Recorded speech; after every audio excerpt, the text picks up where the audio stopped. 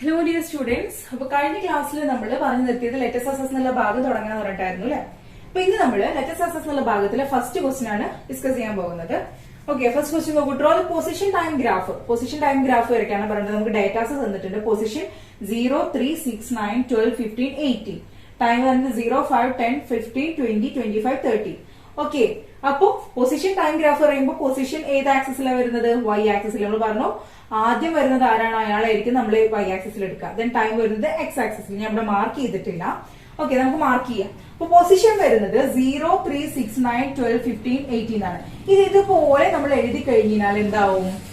വളരെ ബുദ്ധിമുട്ടായിട്ട് തോന്നും. അപ്പൊ നമ്മൾ എന്ത് ചെയ്യാണ്? ഈ ഒരു ആക്സിസിനെ അഡ്ജസ്റ്റ് ചെയ്തിട്ടാണ് എഴുതുന്നത്. എങ്ങനെയാണെന്ന് കാണിച്ചു തരാം. ഓക്കെ, അപ്പൊ പൊസിഷനിൽ 3, 6, 9 ഒക്കെയാണ് വരുന്നത്. നമുക്ക് എന്ത് ചെയ്യാം?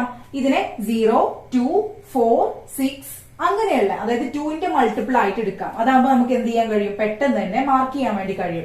അതായത് നമ്മള് പൊസിഷൻ വരുന്നത് ഏതിലാണ്? വൈ ആക്സിസിലാണ് അല്ലെ. വൈ ആക്സിസില് 1 സെന്റിമീറ്റർ എന്ന് പറയുന്നത്, ഓക്കെ, 1 സെന്റിമീറ്റർ എന്ന് പറയുന്നത് എത്രയാണ്? 2 മീറ്റർ ആയിട്ടാണ് എടുത്തിട്ടുള്ളത്. ഓക്കെ, 1 സെന്റിമീറ്റർ എന്ന് പറയുന്നത് 2 മീറ്റർ ആയിട്ടാണ് വൈ ആക്സിസിൽ എടുത്തിട്ടുള്ളത്. ടൈം എക്സ് ആക്സിൽ നമുക്ക് ഇതുപോലെ തന്നെ കൊടുക്കാം. ഓക്കെ, എക്സ് ആക്സിസിൽ ഇതുപോലെ തന്നെ കൊടുക്കാം. 5, 10, 15 അത് എന്ത് ചെയ്യാൻ കഴിയില്ല, അതുപോലെ തന്നെ എഴുതുന്നതായിരിക്കും സുഖം. അപ്പൊ നമുക്ക് എന്ത് ചെയ്യാം? എക്സ് ആക്സിസിൽ 1 സെന്റിമീറ്റർ എന്ന് പറയുന്നത് 5 സെക്കൻഡ് ആണെന്നും സ്കെയിൽ കൊടുക്കാം. അപ്പൊ സ്കെയിൽ എഴുതാൻ നിങ്ങൾ പഠിക്കുക. ഓക്കെ, നമുക്ക് അതിനനുസരിച്ചിട്ട് അഡ്ജസ്റ്റ് ചെയ്യാൻ കഴിയും. അങ്ങനെയാണെങ്കിൽ നമുക്ക് എന്ത് ചെയ്യാം? ഇതിലെ വാല്യൂസ് അടയാളപ്പെടുത്തി നോക്കാം. എക്സ് ആക്സിസിൽ ഫസ്റ്റ് കൊടുക്കാം. 0, 5, 10, 15, 20, 25, 30. ഓക്കെ ആണല്ലോ? 5, 10, 15, 20, 25, 30. ഇനി നമുക്ക് വൈ ആക്സിസിൽ കൊടുക്കാം. വൈ ആക്സിസിൽ നമ്മൾ പറഞ്ഞിട്ടുണ്ടായിരുന്നത് 1 സെന്റിമീറ്റർ 2 മീറ്റർ ആയിട്ട് എടുക്കാം. അതായത് ഈ ഒരു 1 സെന്റിമീറ്ററിനെ 2 മീറ്റർ ആയിട്ട് 2, 4, 6, 8, 10, 12, 14, 15, 18 വരുന്നുണ്ട് അല്ലെ. അപ്പൊ നമുക്ക് ഇനിയും ഇത് എക്സ്റ്റെൻഡ് ചെയ്യണം. ഓക്കെ, നമ്മുടെ ഗ്രാഫ് കുറച്ച് വലുതാവും, പക്ഷെ എന്നാലും നമുക്ക് എന്ത് ചെയ്യാൻ കഴിയും? മാർക്ക് ചെയ്യാൻ എളുപ്പമായിരിക്കും. 14 കഴിഞ്ഞ് കഴിഞ്ഞാൽ 16, 18. ഓക്കെ, 18 വരെയല്ലോ വരുന്നത്.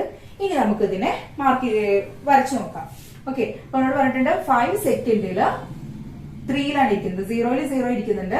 ഓക്കെ, 5 സെക്കൻഡ് ആവുമ്പോൾ ഒബ്ജക്ട് 3യിലാണ് ഇരിക്കുന്നത്. അതായത് 4ന്റെ കുറച്ച് ഇപ്പുറത്തായിട്ടാണ് വരുന്നത് അല്ലെ. നമുക്ക് ഇവിടെ മാർക്ക് ചെയ്യാം. ഓക്കെ, ഇവിടെ മാർക്ക് ചെയ്യാം.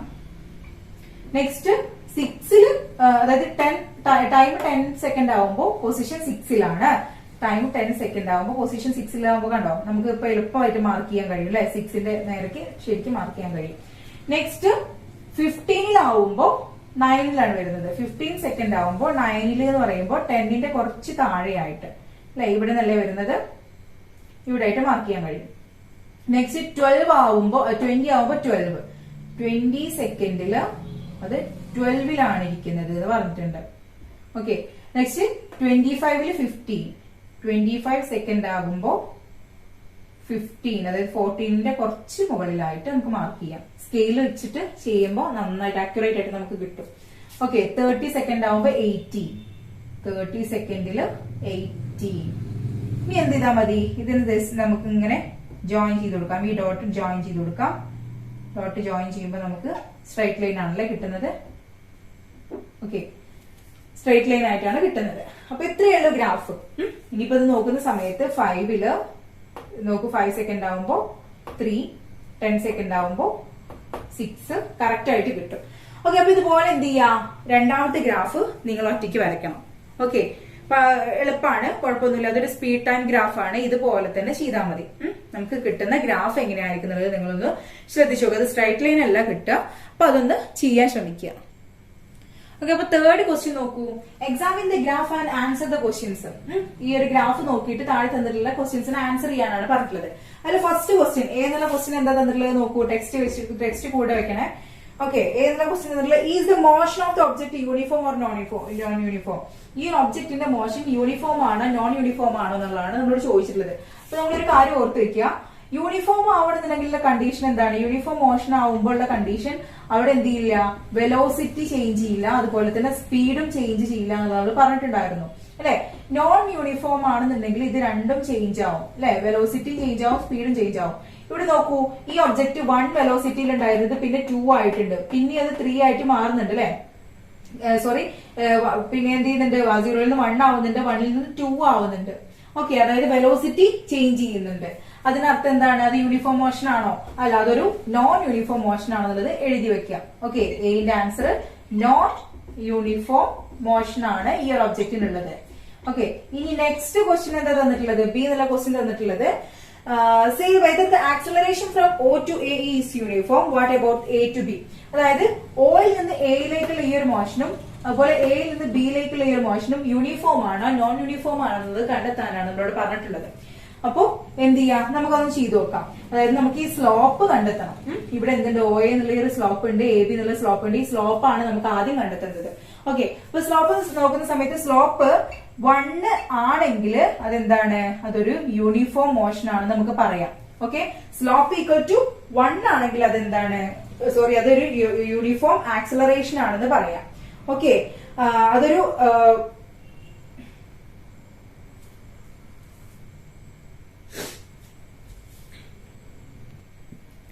അതുപോലെ ചെയ്തു വരുന്ന സമയത്ത് സ്ലോപ്പ് നോട്ട് ഈക്വൽ ടു 1 ആണെങ്കിൽ, 1 അല്ല എന്നുണ്ടെങ്കിൽ അത് നോൺ യൂണിഫോം ആക്സിലറേഷനുമാണ്, നോൺ യൂണിഫോം ആക്സിലറേഷനും ആയിരിക്കും. അപ്പൊ എന്തായാലും നമുക്കൊന്ന് ചെയ്ത് നോക്കാം.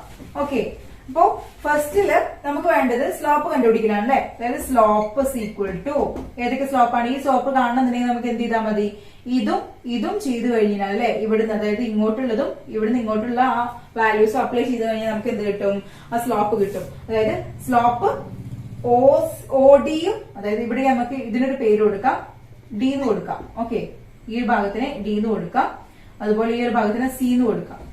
ഇത് വന്നിരിക്കുന്ന ഈ ഒരു ജോയിൻ ചെയ്യുന്ന ഈ ഭാഗത്തിന് സിയും ഇത് ഡിയും കൊടുക്കാം. എന്നിട്ട് നമുക്ക് എന്ത് ചെയ്യാം, സ്ലോപ്പിനെ കണ്ടുപിടിക്കാം. അതായത് സ്ലോപ്പ് is equal to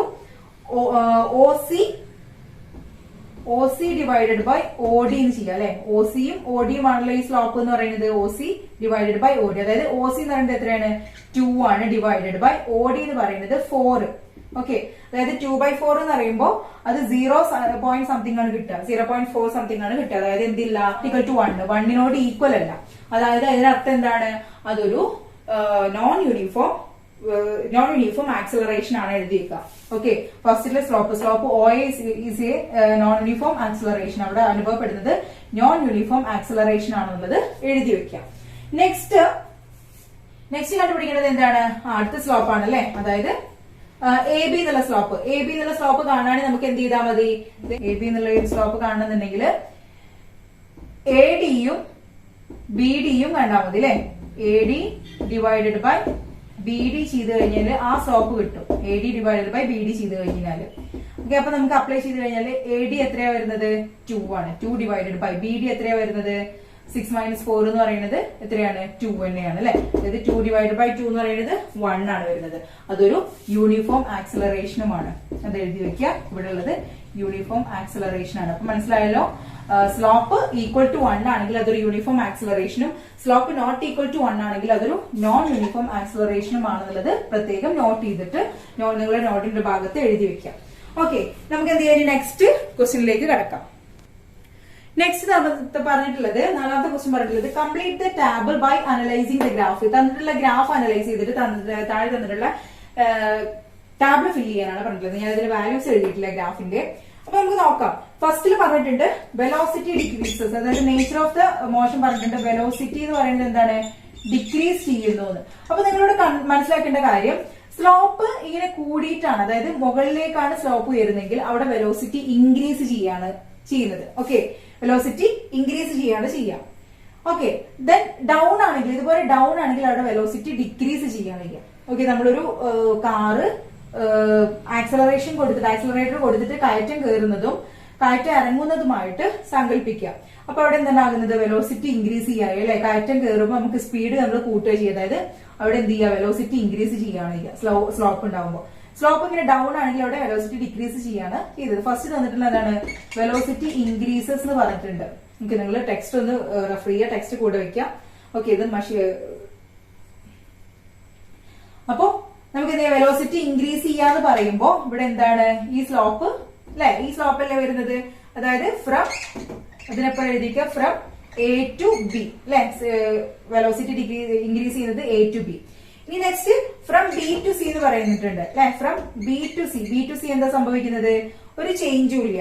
അതായത് എന്താ നമുക്ക് പറയാം, അവിടെ ഒരു യൂണിഫോം വെലോസിറ്റി ആണ് വന്നിട്ടുള്ളത് അല്ലെ. യൂണിഫോം വെലോസിറ്റി ആണ് അവിടെ സംഭവിക്കുന്നത്. വെലോസിറ്റിക്ക് ചേഞ്ച് വരുന്നില്ല. Uniform velocity.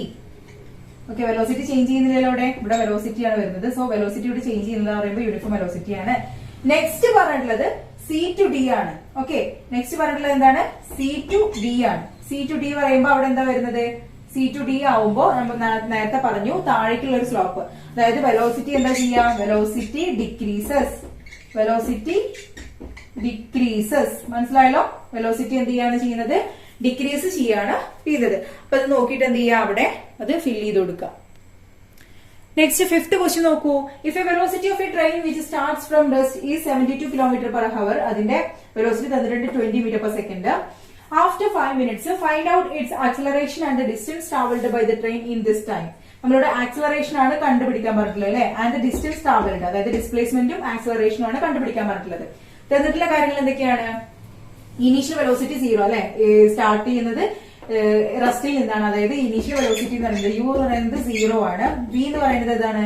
72 km, അതായത് 20 m/s ആണ് തന്നിട്ടുണ്ട്. ദെൻ ടൈം തന്നിട്ടുണ്ട് 5 minutes. ടൈം 5 minutes എന്ന് പറയുമ്പോൾ 5നെ നമ്മൾ എന്ത് ചെയ്യണം?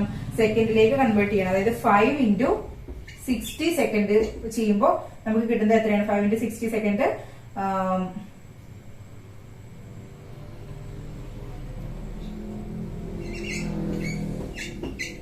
300 സെക്കൻഡ് എന്ന് കിട്ടും അല്ലെ.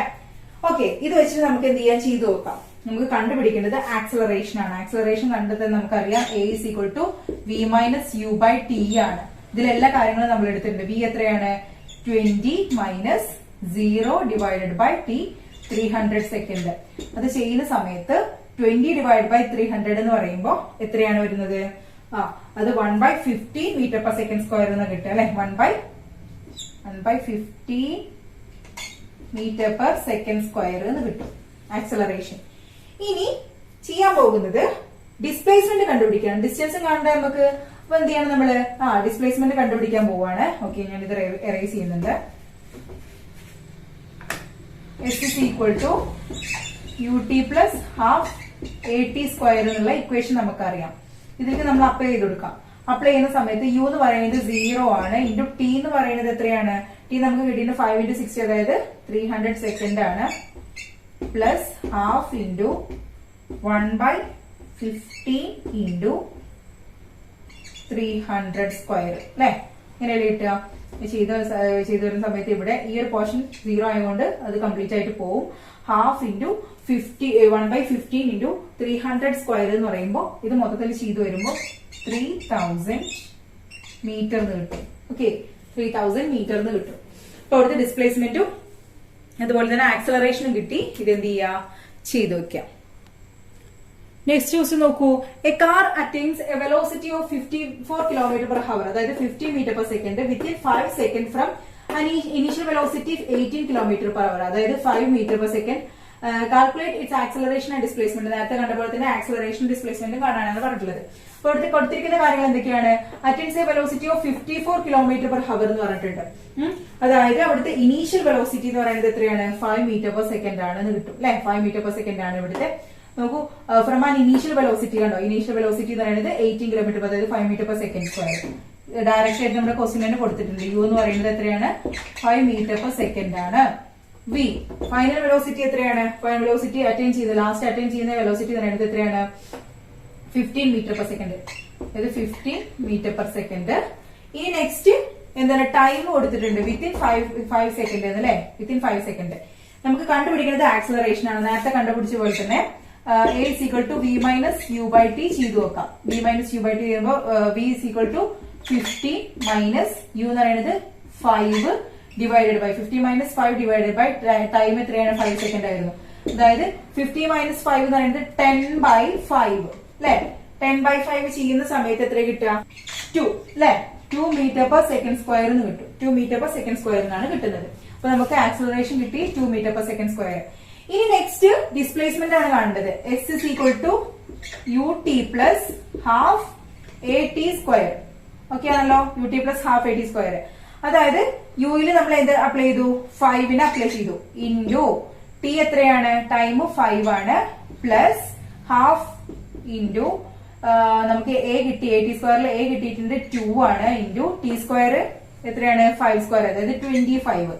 ഇത് മൊത്തത്തിൽ ചെയ്യുന്ന സമയത്ത് എങ്ങനെ കിട്ടുക? 5 into 5 25 plus half into 2 into 25 ഹാഫും ഈ 2ഉം വെട്ടിപ്പോയി കഴിഞ്ഞാൽ പിന്നെ എത്രയാണ്? 25 ആണ് കിട്ടുന്നത്. അതായത് 25 പ്ലസ് 25 എന്ന് കിട്ടും. അതായത് 50 മീറ്റർ എന്ന് കിട്ടും.